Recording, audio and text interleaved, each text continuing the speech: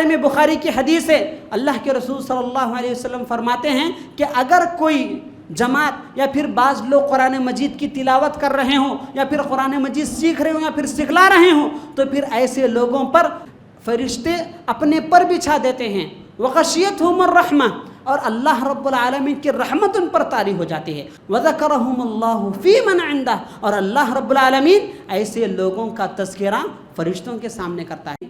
عمر کی کوئی بھی عمر قید نہیں ہوتی قرآن مجید سیکھنے کی۔ جس وقت قرآن مجید نازل ہوا تھا صحابہ کرام رضوان اللہ علیہم اجمعین کی عمر کیا تھی؟ اللہ کے رسول صلی اللہ علیہ وسلم جس وقت قرآن لے کر آئے تھے، ابوبکر صدیق رضی اللہ عنہ کی عمر نبی کریم صلی اللہ علیہ وسلم کی عمر سے زیادہ تھی، اور نبی کریم صلی اللہ علیہ وسلم کی عمر اس وقت 40 سال تھی۔ تو پھر اندازہ لگائیے اس وقت کی عمر بھی صحابہ کرام قرآن سیکھتے ہیں، تو پھر ہمیں اور آپ کو سیکھنے کے لیے کیا دقت ہے؟ یہی وہ قرآن مجید ہے جو کہ سخت سے سخت دل والے انسانوں کو بھی موم کی طرح پگھلا دیا۔ یہی وہ قرآن مجید ہے جو کہ سارے انسانوں کو ہدایت کا ذریعہ بتلایا۔ یہی وہ قرآن مجید ہے جو کہ دنیا انسانیت کے لیے ایک روشنی کا ذریعہ بنا۔ یہی وہ قرآن مجید ہے جو قیامت کے دن ہمارے سامنے سفارش کر سکتی ہے۔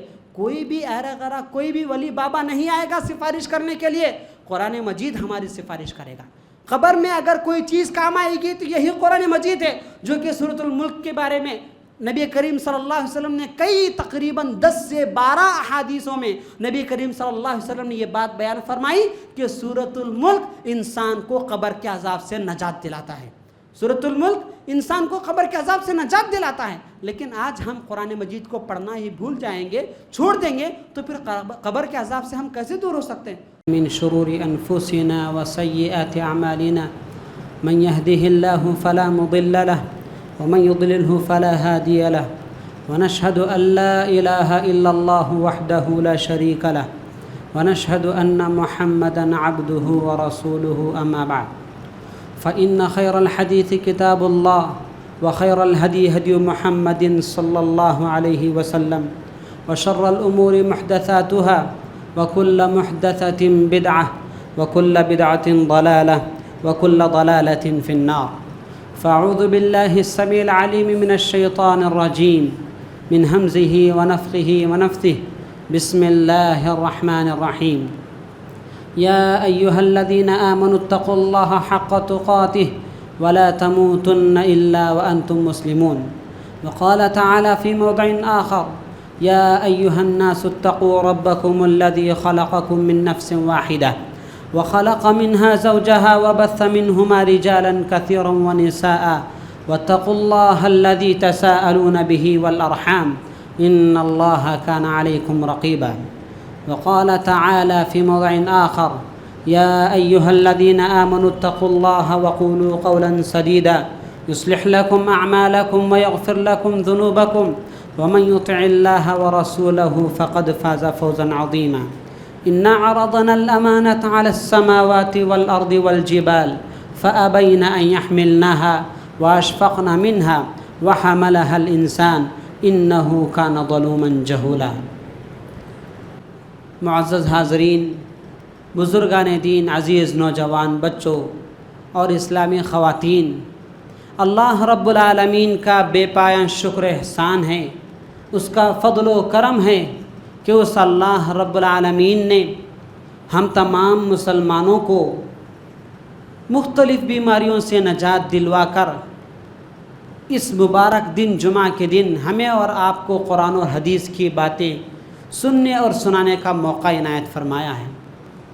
درود و سلام ہو آخری نبی جناب مجتبیٰ محب مصطفیٰ نبی کریم محمد الرسول اللہ صلی اللہ علیہ وسلم پر،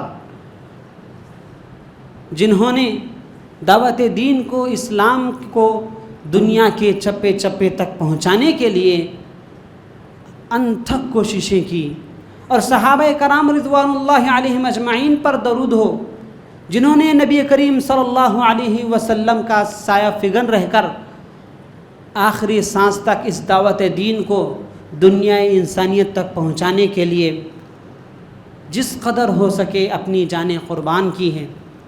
معزز حاضرین، جو آج ہم اچھی طرح سے یہ سنتے آتے ہیں کہ اسلام بہت ہی امن کا مذہب ہے، اسلام محبت کی دعوت دیتا ہے، الفت و محبت کی دعوت دیتا ہے۔ اور ہم یہ بھی اچھی طرح سے جانتے ہیں کہ اس دنیا میں اگر کہیں امن باقی ہے، اگر کہیں شانتی باقی ہے، تو صرف دین اور اسلام پر عمل کرنے والوں کے لیے امن اور شانتی باقی ہے۔ اور یہ امن اور شانتی کے پیچھے جن چیزوں کا ہاتھ ہوتا ہے اور جس چیز جو مین اہم چیز ہوتی ہے وہ یہی ہے کہ اللہ رب العالمین کی کتاب۔ کیونکہ آپ پچھلے زمانے میں نبی کریم صلی اللہ علیہ وسلم کی پہلے اگر آپ ادوار میں دیکھیں گے تو آپ کو پتہ چلے گا کہ اس قدر جاہلیت بھری پڑی تھی کعبہ میں، یا پھر اس قدر مکے والوں میں بزدلی یا پھر چور ڈکیتی، اس طرح کے ایک حد تک کئی حد تک گناہ لوگوں میں موجود تھے۔ لیکن ان تمام گناہوں کو مٹانے والی کوئی چیز تھی تو وہ اللہ رب العالمین کی کتاب تھی، اور نبی کریم صلی اللہ علیہ وسلم کی وہ رسالت تھی۔ اگر یہ کتاب ہمارے پاس آج موجود نہ ہوتی، اگر نبی کریم صلی اللہ علیہ وسلم ہم پر رحمت یا پھر نبی بنا کر نہ بھیجے جاتے تو پتہ نہیں آج ہم کسی ایسے ویسے روڈوں پر شراب پیتے ہوئے یا پھر گٹکے کھاتے ہوئے زندگی گزارتے تھے۔ میرے بھائیوں، یہ اس قرآن مجید کو ہم جو صرف اس نام سے جانتے ہیں کہ یہ قرآن مجید ہے، لیکن اس کے بارے میں اللہ رب العالمین نے اس کتاب میں کیا بیان فرمایا ہے، اللہ رب العالمین نے اس کتاب کو اس قدر کیوں معزز بنایا ہے، اور جو پچھلے زمانے میں جتنی بھی کتابیں نازل کی گئی، کسی کی بھی کتاب کی حفاظت اللہ رب العالمین نے حفاظت کی ذمہ داری نہیں لی، لیکن قرآن مجید ہی ایک ایسی کتاب ہے جس کی خود اللہ رب العالمین نے حفاظت کی ذمہ داری لی۔ کیوں آخر؟ اس لیے کہ اس دنیا انسانیت کو ہدایت کا راستہ بتلانے کے لیے یہ قرآن مجید ایک کتاب تھی۔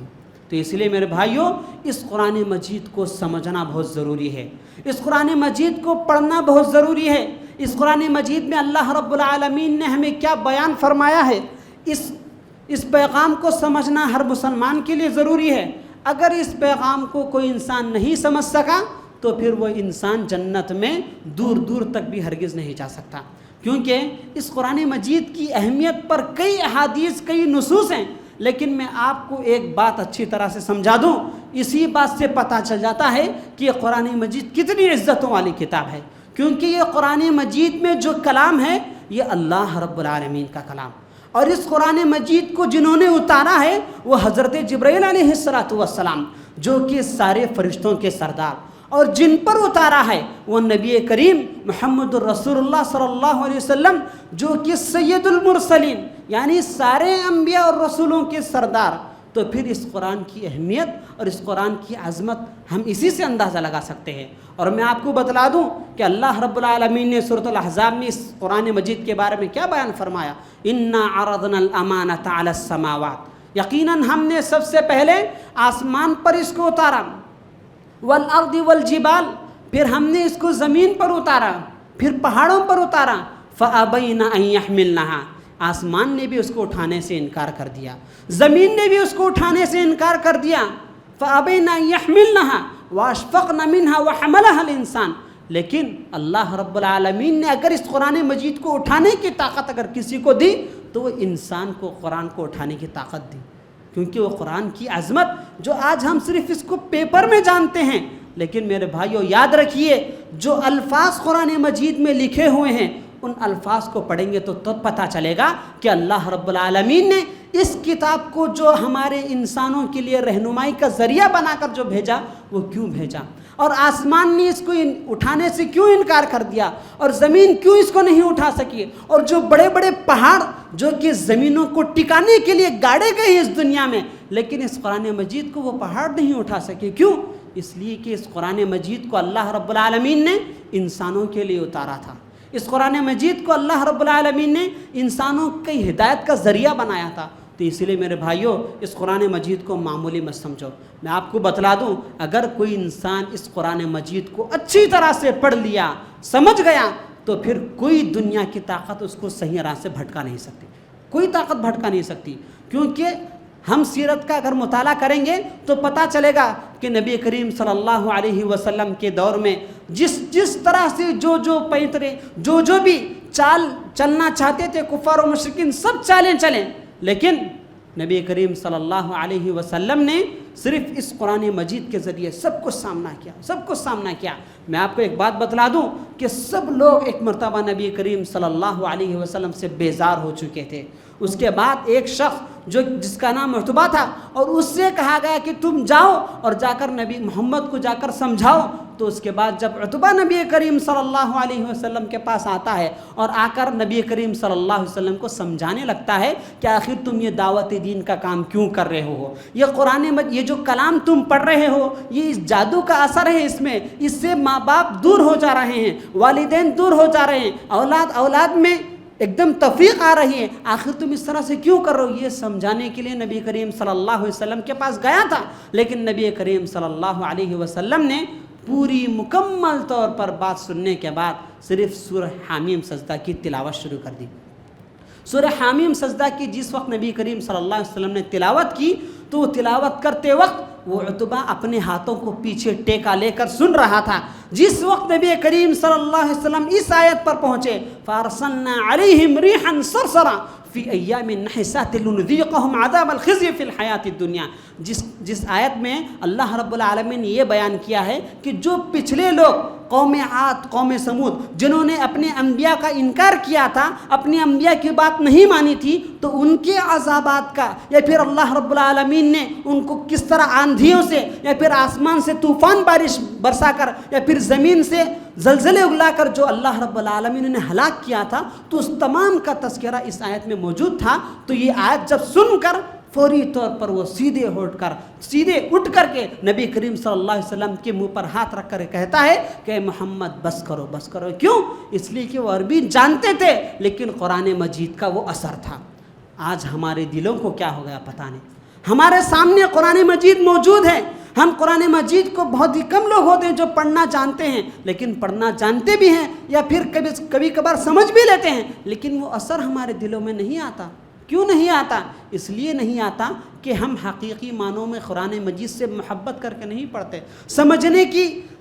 سمجھنے کی صلاحیت رکھ کر یا پھر سمجھنا چاہنے کے لیے خواہش رکھ کر ہم قرآن مجید کی تلاوت کبھی نہیں کرتے. ہم قرآن مجید کو سیکھنا ہی نہیں چاہتے. تو اسی لیے میرے بھائیوں یاد رکھیے، تمام چیزوں کا علاج قرآن مجید میں ہے. قرآن مجید کا یہ اثر ہے کہ کئی بڑے بڑے سردار یا پھر کئی بڑے بڑے بادشاہ اللہ کے رسول صلی اللہ علیہ وسلم کی دعوت کو مان لیا. میں آپ کو بتلا دوں، جس وقت سورۃ النجم کی نبی کریم صلی اللہ علیہ وسلم تلاوت کر رہے تھے، مکے میں نبی کریم صلی اللہ علیہ وسلم سورۃ النجم کی تلاوت کر رہے تھے، اور سورۃ النجم کی تلاوت کرتے وقت وہاں پر جتنے بھی لوگ مکے میں حرم میں موجود تھے، سب لوگ اللہ کے رسول صلی اللہ علیہ وسلم کی اس تلاوت کو سن رہے تھے. جس وقت اللہ کے رسول صلی اللہ علیہ وسلم فَاسْجُدُوا لِلَّهِ وَاعْبُدُوا اس آیت پر پہنچتے ہیں تو نبی کریم صلی اللہ علیہ وسلم سجدے میں جاتے ہیں، تو سارے لوگ جو کوئی بھی وہاں پر موجود تھا کھڑا ہوا، سب لوگ سجدے میں گر گئے. کیوں؟ اس لیے کہ وہ قرآن مجید کا ویسا اثر تھا. اور اس آیت میں بھی اللہ رب العالمین نے کیا بات بیان فرمائی تھی؟ فَاسْجُدُوا لِلَّهِ وَاعْبُدُوا تم اللہ رب العالمین کے لیے سجدہ کرو اور اسی کی عبادت کرو. دیکھیے، لیکن یہاں تک کہ میں آپ کو بتلا دوں، ابو جہل جو کہ نبی کریم صلی اللہ علیہ وسلم کا سخت دشمن تھا، وہ بھی وہاں پر موجود تھا، لیکن اس نے جھکا تو نہیں، سجدہ تو نہیں کیا، کم از کم اتنا تو کیا کہ نیچے سے مٹی اٹھا کر کے اپنے پیشانے پر مل لیا تھا. کیوں؟ اس لیے کہ قرآن مجید کا وہ اثر تھا. قرآن مجید کا وہ اثر تھا. لیکن آج ہم اس قرآن مجید کی اہمیت کو نہیں جانتے، قرآن مجید کی عظمت کو ہم بھول گئے ہیں. دیکھیے آج کتنے بڑے بڑے انجینئر ہوں گے جو کہ ان کی عزت و احترام کے ساتھ ہم جو ان کو واہواہی کرتے ہیں، لیکن اللہ رب العالمین کے پاس ایسے ہی انسان کی اہمیت ہے جو انسان اللہ رب العالمین کی کتاب کو پڑھتا ہو. میں آپ کو بتلا دوں، جو لوگ بھی قرآن مجید کی تلاوت کرتے ہیں، جو لوگ بھی قرآن مجید کو پڑھتے ہیں، ان کے بارے میں بخاری کی حدیث ہے، اللہ کے رسول صلی اللہ علیہ وسلم فرماتے ہیں کہ اگر کوئی جماعت یا پھر بعض لوگ قرآن مجید کی تلاوت کر رہے ہوں یا پھر قرآن مجید سیکھ رہے ہوں یا پھر سکھلا رہے ہوں، تو پھر ایسے لوگوں پر فرشتے اپنے پر بچھا دیتے ہیں. وغشیتہم الرحمہ اور اللہ رب العالمین کی رحمت ان پر طاری ہو جاتی ہے، یعنی اللہ رب العالمین کی رحمت ان پر نازل ہوتی ہے۔ وَذَكَرَهُمُ اللَّهُ فِي مَنْ عِنْدَهُ، اور اللہ رب العالمین ایسے لوگوں کا تذکرہ فرشتوں کے سامنے کرتا ہے۔ کن کے سامنے؟ فرشتوں کے سامنے، جو کہ پورے مخلوقات میں سب سے معزز اور سب سے عزت دار مخلوق، ایسی مخلوق کے سامنے اللہ رب العالمین ان کا تذکرہ کرتا ہے۔ میرے بھائیوں، اس لیے یاد رکھو، قرآن مجید کو وقت نکال کر کے سیکھنے کی کوشش کرو۔ قرآن مجید کو جس قدر ہم جانتے ہیں کہ یہ صرف قرآن مجید ہے، اس کی میننگ ہی یہی کہ یہ پڑھی جانے والی کتاب۔ قرآن کے معنی کیا ہیں؟ پڑھی جانے والی کتاب، لیکن آج جزدانوں میں اٹھا کر رکھ دیتے ہیں۔ جس وقت رمضان کا چاند نکلتا ہے تو اسی وقت قرآن مجید بھی نکلتا ہے۔ میرے بھائیوں، یہ قرآن مجید صرف رمضان کے لیے نہیں ہے، یہ قرآن مجید ساری دنیا انسانیت کے لیے آخری دم تک ہے۔ تو اس لیے میرے بھائیوں، قرآن مجید کو سیکھنے کی کوشش کریں، قرآن مجید کو معمولی نہ سمجھیں۔ اور آج جو قرآن مجید کا ثواب اگر معلوم کریں گے تو ہمیں پتہ چلے گا کہ قرآن مجید کا ثواب کس قدر ہے۔ اور جو انسان قرآن مجید کو سیکھ لے گا، قرآن مجید کا حفظ کر لے گا، تو اللہ رب العالمین ایسے انسان کے والدین کو قیامت کے دن ان کے سروں پر ایسا چمکدار تاج پہنائے گا جس کی روشنی سورج کے سامنے بھی پھیکی پڑتی ہے، جس کی روشنی سورج کے سامنے بھی پھیکی پڑتی ہے۔ تو پھر اندازہ لگائیے کہ قیامت کے دن اگر والدین کو اللہ رب العالمین ایسا تاج پہنائے جس کی روشنی سورج کی روشنی کے سامنے بھی پھیکی ہو، تو کتنی بڑی عظمت کی بات ہے، کتنی بڑی اہمیت کی بات ہے۔ تو اسی لیے میرے بھائیوں، قرآن مجید سیکھنے کی کوشش کریں۔ اور قرآن مجید میں یہ صرف اللہ رب العالمین دین کی باتیں یا پھر اللہ رب العالمین صرف دعوتی دین کی باتیں ہی نہیں، بلکہ زندگی میں جو بھی مشکلات ہیں، زندگی میں جو کچھ بھی تکالیف مصیبتیں آتی ہیں، اس تمام کا علاج اللہ رب العالمین نے اس قرآن مجید میں بیان کیا ہے۔ ابراہیم علیہ السلام نے کیا فرمایا تھا؟ وَإِذَا مَرِضْتُ فَهُوَ يَشْفِينِ، جب کبھی بھی میں بیمار ہوتا ہوں تو وہی مجھے شفا دیتا ہے، جب کبھی میں بیمار ہوتا ہوں وہی مجھے شفا دیتا ہے۔ تو یہ آیت اس بات پر دلالت کرتی ہے کہ قرآن مجید علاج کا ذریعہ ہے۔ اور نبی کریم صلی اللہ علیہ وسلم کے دور میں صحابہ کرام، ایک مرتبہ آپ نے یہ واقعہ سنا ہوگا، لیکن پھر بھی بطور یاد دہانی میں آپ کو اس لیے بتلا رہا ہوں کہ قرآن مجید میں یہ تمام چیزیں پائی جاتی ہیں۔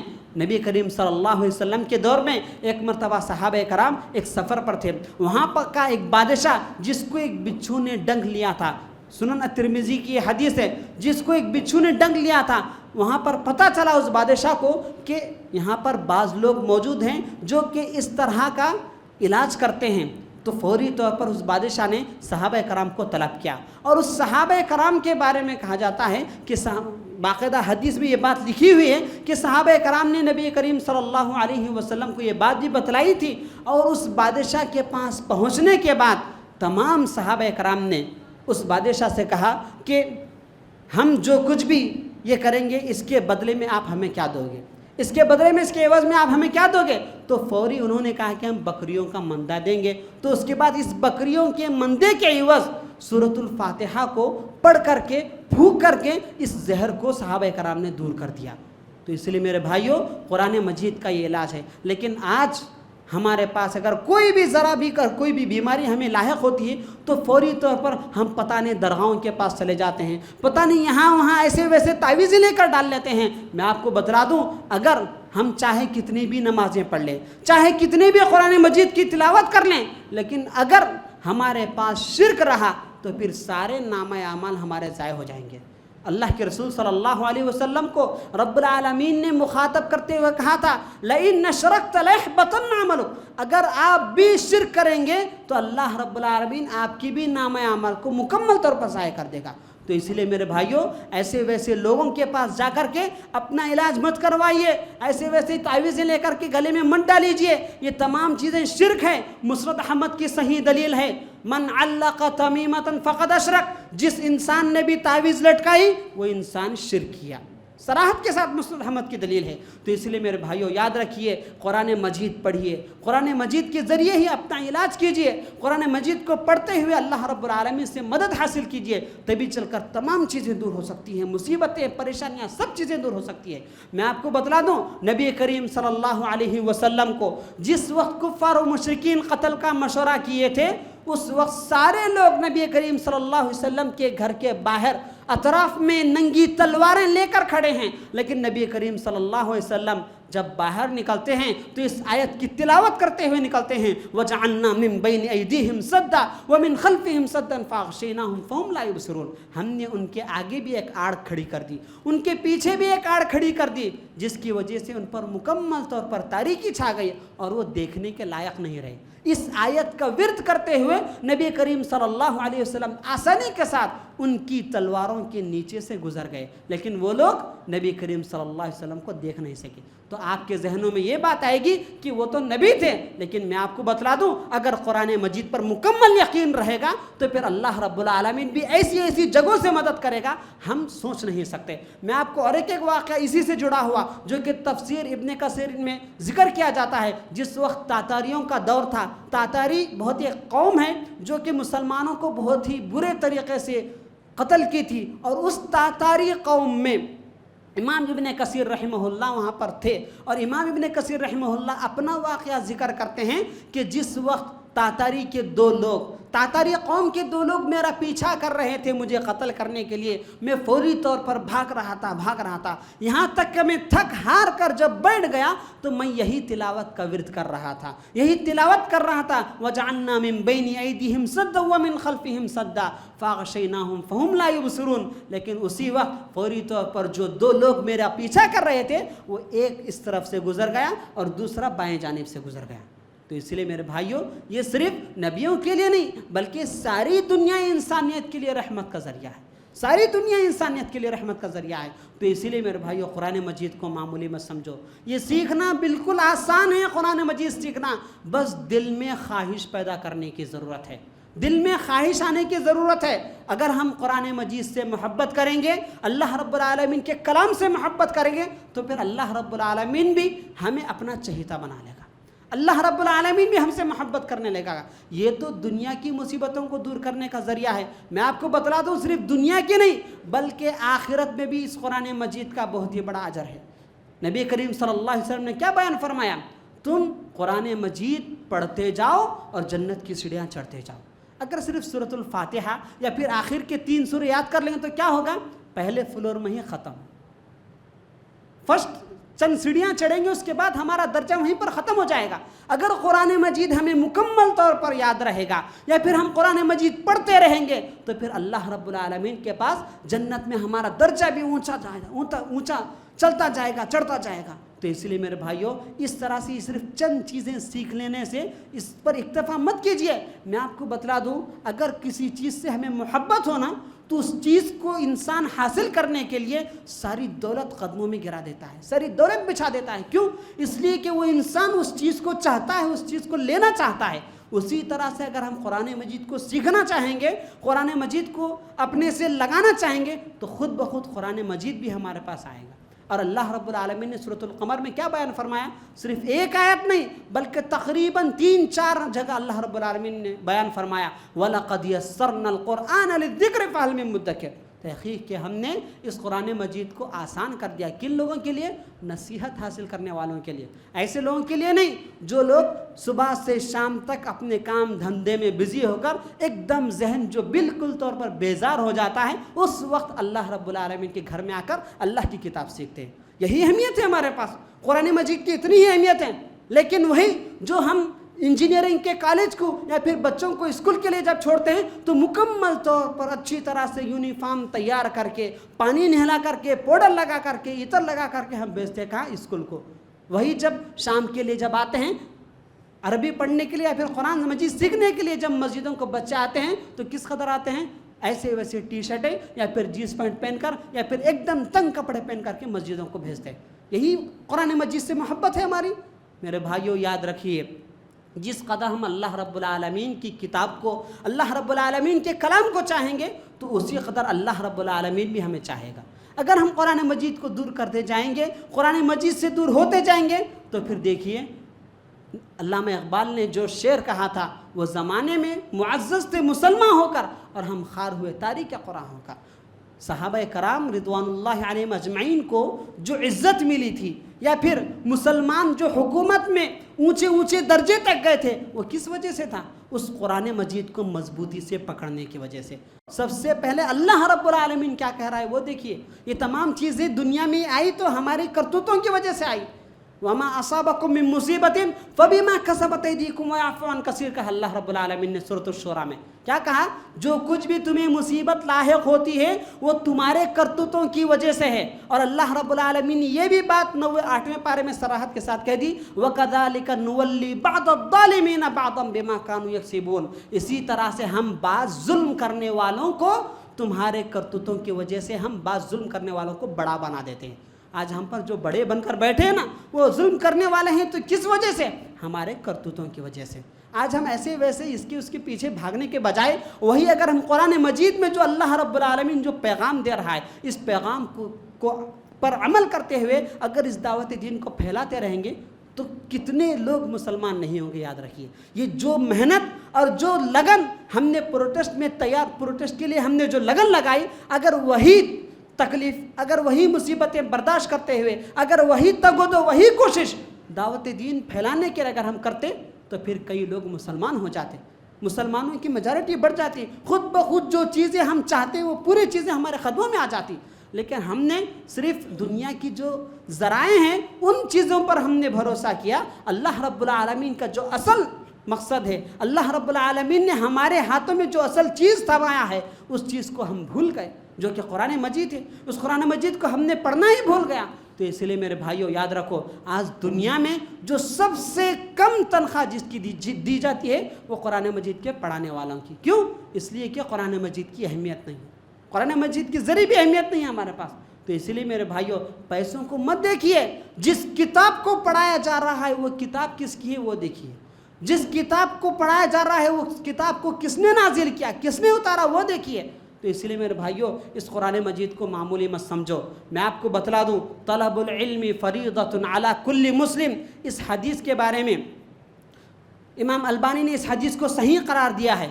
اس حدیث کے بارے میں تمام علماء کرام یہ کہتے ہیں کہ ہر مسلمان کو علم کا سیکھنا ضروری ہے، ہر مسلمان کو علم کا سیکھنا ضروری ہے، واجب ہے۔ تو کون سے علم کا؟ یہی ہے قرآن مجید سیکھنا، ورنہ پھر کل قیامت کے دن اللہ رب العالمین ہم سے پوچھے گا کہ ہم نے تمہیں بہت ہی اچھے اچھے ہاتھ دیے تھے، ہم نے تمہیں بہت ہی اچھے پیر دیے تھے، ہم نے تمہیں صحت و تندرستی عطا کی تھی، تم نے اس جوانی کو کہاں صرف کیا؟ جب تک 5 سوالات انسان سے نہیں کیے جاتے اس وقت تک کسی بھی انسان کا قدم حساب و کتاب کے لیے آگے نہیں بڑھتا۔ یہ ابو ہریرہ رضی اللہ عنہ اس حدیث کے راوی ہیں۔ کہا جاتا ہے کہ ابو ہریرہ رضی اللہ عنہ اس حدیث کو بیان کرنے سے پہلے کئی مرتبہ بے ہوش ہو گئے تھے۔ کیوں؟ اس لیے کہ اس حدیث میں یہی بات بتلائی جا رہی ہے کہ جب تک کسی بھی انسان کو 5 سوالات نہیں کیے جاتے اس وقت تک اس انسان کا قدم حساب و کتاب کے لیے آگے نہیں بڑھایا جاتا۔ اس میں سے کیا ہے پتہ ہے؟ اس میں سے یہ بھی ایک سوال ہے کہ ہم نے تمہیں جوانی عطا کی تھی، تم نے اس جوانی کو کہاں صرف کی؟ تو اس کا جواب کیا کہیں گے؟ کیا یہی کہیں گے کہ ہمارے بیٹوں کے لیے ہم نے جائیداد تیار کی؟ کیا یہی کہیں گے جو کہ ہمارا بزنس چل رہا تھا ہم اسی میں بزی ہو گئے؟ تو اس لیے میرے بھائیوں یاد رکھو، اللہ رب العالمین کی کتاب کو سیکھنے کے لیے وقت نکالیے، اللہ رب العالمین کے قرآن مجید کو سیکھنے کے لیے وقت نکالیے۔ وقت نکالنے پر ہی تمام چیزیں حاصل ہوتی ہیں۔ سوچتے بیٹھیں گے عمر ہوگی، نہیں، عمر کی کوئی بھی عمر قید نہیں ہوتی قرآن مجید سیکھنے کی۔ جس وقت قرآن مجید نازل ہوا تھا صحابہ کرام رضوان اللہ علیہم اجمعین کی عمر کیا تھی؟ اللہ کے رسول صلی اللہ علیہ وسلم جس وقت قرآن لے کر آئے تھے ابوبکر صدیق رضی اللہ عنہ کی عمر نبی کریم صلی اللہ علیہ وسلم کی عمر سے زیادہ تھی، اور نبی کریم صلی اللہ علیہ وسلم کی عمر اس وقت 40 سال تھی۔ تو پھر اندازہ لگائیے اس وقت کی عمر بھی صحابہ کرام قرآن سیکھتے ہیں، تو پھر ہمیں اور آپ کو سیکھنے کے لیے کیا دقت ہے؟ تو اس لیے میرے بھائیوں یاد رکھو، قرآن مجید سیکھ لو، زندگی میں تمام چیزیں دور ہو جائیں گی۔ قرآن مجید میں تمام چیزوں کا علاج ہے۔ قرآن مجید یہ ایک معمولی چیز نہیں ہے۔ صرف ہم اتنا جانتے ہیں کہ قرآن مجید پڑھنا ہے، قرآن مجید اللہ کی کتاب ہے، لیکن اس کتاب کو پڑھیں گے اور اس کتاب کو سمجھیں گے تو پھر ہر انسان خود بخود صحیح راستے پر آئے گا۔ اور آج جو کہتے ہیں کہ جب بھی کہا جاتا ہے کہ دیکھیے آپ اس عمل کو مت کیجئے، یہ گناہ کام ہے، اس گناہ کام کو مت کیجئے، تو کیا کہتے ہیں؟ ارے یہ تو پہلے سے چلا آ رہا ہے، یہ تو پہلے سے چلا آ رہا ہے۔ یہ بات ہرگز نہیں رہے گی اگر قرآن مجید پڑھنا سیکھ لیں گے، قرآن مجید سمجھنا سیکھ لیں گے تو ہماری زبان پر ہرگز یہ بات نہیں آئے گی کہ ہم پچھلے دور سے تو اسی طرح سے چلا آ رہا ہے۔ یہ بات ہرگز نہیں آئے گی۔ کیوں نہیں آئے گی؟ اس لیے نہیں آئے گی کہ قرآن مجید میں اللہ رب العالمین نے تمام احکام ذکر کر دیا ہے۔ جب تمام احکام اللہ رب العالمین نے اسی قرآن مجید میں ذکر کر دیا ہے تو پھر ایسے ویسے لوگوں کی باتیں سننے کی ضرورت ہی نہیں ہے ہمیں۔ تو اسی لیے میرے بھائیوں، قرآن مجید کے مکمل احکام، یہ تمام چیزیں اسی قرآن مجید میں پائے جاتے ہیں۔ اس قرآن مجید کو سیکھ لیجئے، زندگی میں ساری تکلیفیں، زندگی میں ساری مصیبتیں دور ہو جائیں گی۔ جو لوگ بھی بیمار ہیں، جو لوگ بھی پریشان حال ہیں، ان لوگوں کو ضرورت ہے کہ اس قرآن مجید کو پڑھیں، اس قرآن مجید کی تلاوت حاصل کریں، اس قرآن مجید کو جس قدر ہو سکے پڑھنے کی کوشش کریں۔ میں آپ کو بتلا دوں صحیح مسلم کی حدیث جس میں نبی کریم صلی اللہ علیہ وسلم نے کیا فرمایا؟ الف حرف ولام حرف ومیم حرف۔ اگر الف بھی ایک حرف ہے، لام بھی ایک حرف ہے، میم بھی ایک حرف ہے، اگر کوئی انسان صرف الف لام میم کہتا ہے تو اس کو 30 نہیں کیا ہے۔ تو اندازہ لگائیے کتنے حروف ہیں قرآن مجید میں۔ اگر اس قرآن مجید کی ہم تلاوت کرتے جائیں گے تو پر ہمیں کس قدر ثواب ملتا جائے گا اور ہمارا درجہ کتنا اونچا بڑھتا جائے گا، کتنا اونچا بڑھتا جائے گا۔ تو اسی لیے میرے بھائیوں، اس قرآن مجید کو معمولی مت سمجھو۔ یہی وہ قرآن مجید ہے جو کہ سخت سے سخت دل والے انسانوں کو بھی موم کی طرح پگھلا دیا۔ یہی وہ قرآن مجید ہے جو کہ سارے انسانوں کو ہدایت کا ذریعہ بتلایا۔ یہی وہ قرآن مجید ہے جو کہ دنیا انسانیت کے لیے ایک روشنی کا ذریعہ بنا۔ یہی وہ قرآن مجید ہے جو قیامت کے دن ہمارے سامنے سفارش کر سکتی ہے۔ کوئی بھی ایرا غرا، کوئی بھی ولی بابا نہیں آئے گا سفارش کرنے کے لیے، قرآن مجید ہماری سفارش کرے گا۔ قبر میں اگر کوئی چیز کام آئے گی تو یہی قرآن مجید ہے جو کہ سورۃ الملک کے بارے میں نبی کریم صلی اللہ علیہ وسلم نے کئی تقریباً 10 سے 12 احادیثوں میں نبی کریم صلی اللہ علیہ وسلم نے یہ بات بیان فرمائی کہ سورۃ الملک انسان کو قبر کے عذاب سے نجات دلاتا ہے۔ سورۃ الملک انسان کو قبر کے عذاب سے نجات دلاتا ہے۔ لیکن آج ہم قرآن مجید کو پڑھنا ہی بھول جائیں گے، چھوڑ دیں گے، تو پھر قبر کے عذاب سے ہم کیسے دور ہو سکتے ہیں؟ میں آپ کو بتا دوں، قبر کا عذاب ایسا ویسا معمولی نہیں ہوتا، بہت ہی خطرناک ہوتا ہے، بہت ہی خطرناک ہوتا ہے۔ صحابہ کرام رضوان اللہ علیہم اجمعین کے بارے میں آتا ہے کہ صحابہ کرام قرآن مجید کو اس قدر پڑھا کرتے۔ سورۃ الکہف کی فضیلت کے بارے میں کہتے ہیں کہ سورۃ الکہف کو ایک صحابی تلاوت کر رہے تھے تو ان کا گھوڑا بدک رہا تھا۔ کیوں؟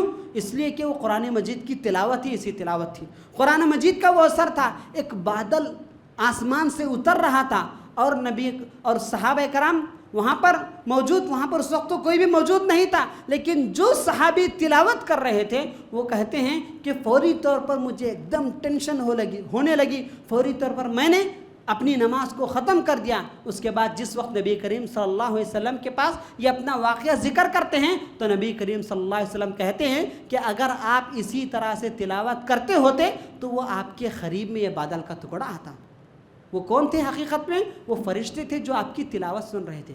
تو اسی لیے میرے بھائیوں، قرآن مجید کی تلاوت کرنے کی کوشش کیجیے، قرآن مجید سیکھنے کی کوشش کیجیے۔ یہی قرآن مجید نجات کا ذریعہ ہے، دنیا میں بھی ہے اور آخرت میں بھی ہے۔ اور آخرت میں سب سے بہترین اگر کوئی چیز ہمیں جنت کی طرف لے جا سکتی ہے تو وہ قرآن مجید ہے۔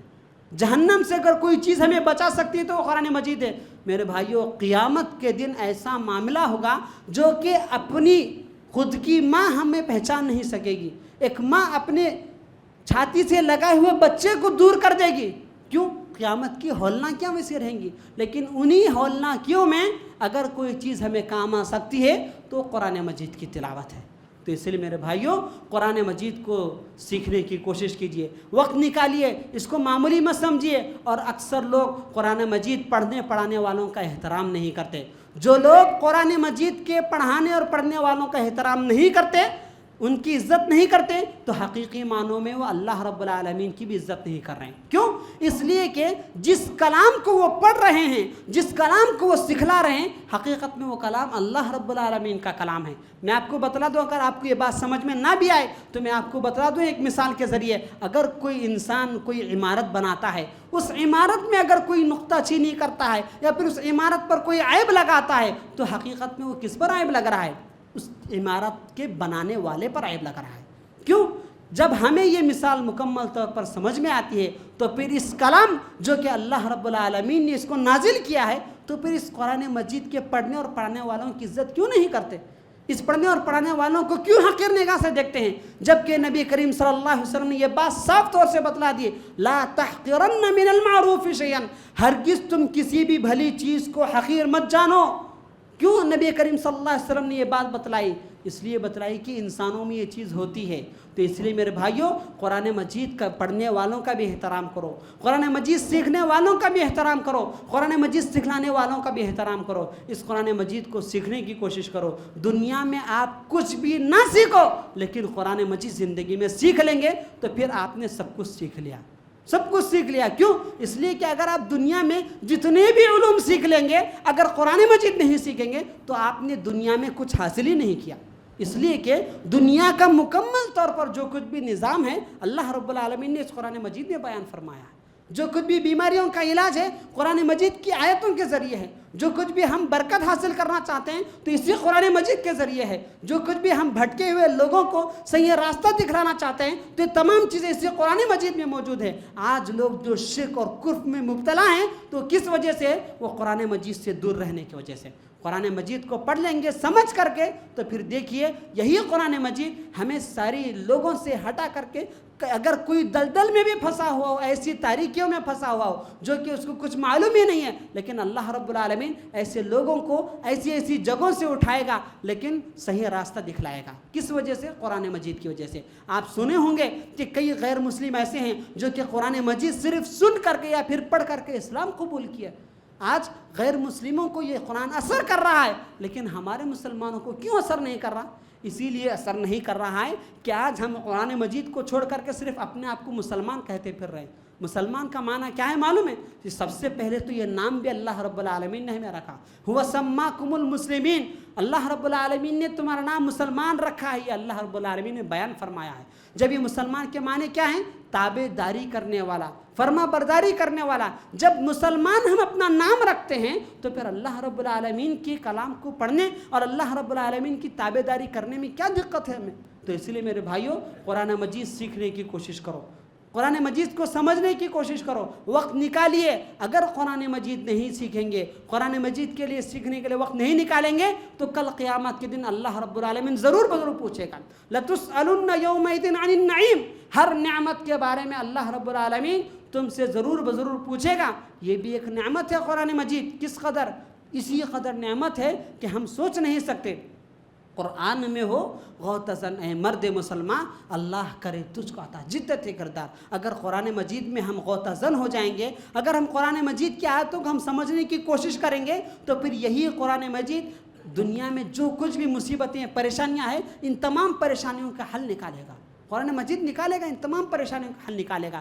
بس قرآن مجید کی آیتوں پر، اللہ رب العالمین کے کلام پر یقین رکھنے اور بھروسہ کرنے کی ضرورت ہے۔ اگر ہم یہ نہیں کریں گے تو پھر یاد رکھیے سب کچھ ہم سے چھوٹ جائے گا۔ اور ایک بات میں آپ کو بتلا دوں جو اکثر لوگوں کے ذہنوں میں ہوتی ہے کہ جب کبھی بھی ہم کہتے ہیں کہ اپنے بچوں کو قرآن مجید سیکھنے کے لیے مدرسے میں ڈالو تو سب سے پہلے ان کے ذہن میں یہ بات آتی ہے کہ بڑا ہونے کے بعد ہمارا بچہ کتنا کمائے گا۔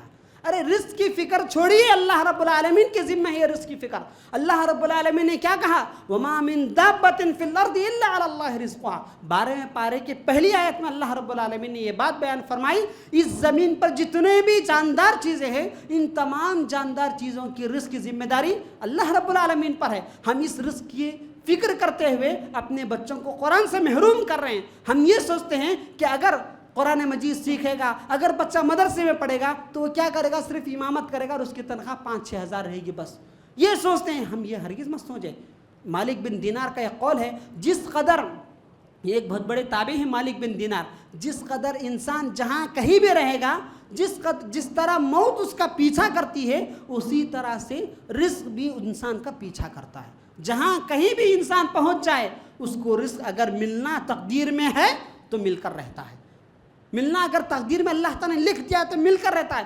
دیکھیے کتنے بڑے بڑے انجینئر ہیں جو سرٹیفکیٹیں رکھ لے کر بیٹھے ہوئے ہیں، لیکن آپ دیکھیے، اندازہ کیجئے لاک ڈاؤن میں جو کچھ بھی جو 2.5 سال گزرے ہیں، ان 2.5 سالوں میں اگر کسی کی تنخواہ جاری ہے تو وہ کس کی تھی؟ اماموں کی، مؤذنوں کی تھی۔ کیوں؟ اس لیے کہ اللہ رب العالمین پر بھروسہ کرتے ہوئے انہوں نے قرآن مجید سیکھا تھا۔ تو اس لیے میرے بھائیوں یہی ہمارے سامنے واضح مثال ہے کہ قرآن مجید کو مضبوطی سے تھامنے کی وجہ سے اللہ رب العالمین نے رزق میں کس طرح سے کشادہ کی تھی۔ تو اس لیے میرے بھائیوں یہ رزق کی فکر کرنے چھوڑ دیجئے، اللہ رب العالمین کے کلام کے پیچھے لگ جائیے، خود بخود اللہ تعالیٰ تمام چیزیں ہمارے سامنے قدموں میں لا کر رکھ دے گا، تمام چیزیں رکھ دے گا۔ اللہ رب العالمین نے کیا کہا؟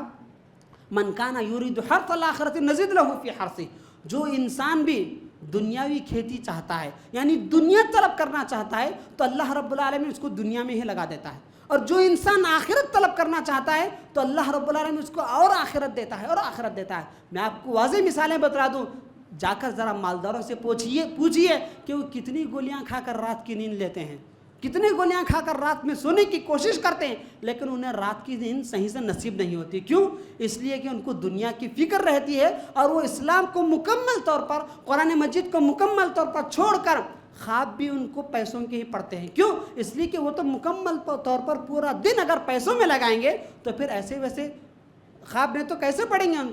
تو اس لیے میرے بھائیوں اگر سکون سے سونا چاہتے ہو، اگر دنیا میں سکون سے زندگی گزارنا چاہتے ہو تو اس قرآن مجید کو سیکھ لو، قرآن مجید کی تلاوت کرو، قرآن مجید پڑھتے جاؤ، دیکھیے اللہ رب العالمین زندگی میں کیسے ترقیاں عطا کرے گا، کیسے ترقیاں عطا کرے گا۔ رب العالمین سے دعا کریں اللہ رب العالمین ہم تمام مسلمانوں کو تیری کتاب قرآن مجید کو اچھی طرح سے پڑھنے اور عمل کرنے کی توفیق عطا فرمائے۔ رب العالمین جانے انجانے میں ہم سے جو کچھ بھی غلطیاں ہوئی ہیں اللہ تعالی ہمارے تمام غلطیوں کو معاف فرمائے۔ اللہ تعالی ہم سے جو کچھ بھی آج تک بھول چوک ہوئی ہے اللہ تعالی ہمارے تمام گناہوں کو معاف فرمائے۔ ہم تمام مسلمانوں کو تیری کتاب کو اچھی طرح سے جلد از جلد سیکھنے کی توفیق عطا فرمائے۔ اللہ تعالی یہی قرآن مجید ہماری زندگی کے لیے ہدایت کا ذریعہ بنا دے۔ رب العالمین قرآن مجید کی سفارش قیامت کے دن ہمیں نصیب فرمائے۔ اللہ رب العالمین قبر کے عذاب سے اسی قرآن مجید کے ذریعے ہمیں قبر کے عذاب سے نجات دلائے۔ آمین۔ اقول قولی ھذا واستغفر اللہ لی ولکم ولسائر المؤمنین من کل ذنب واستغفروہ انہ هو الغفور الرحیم۔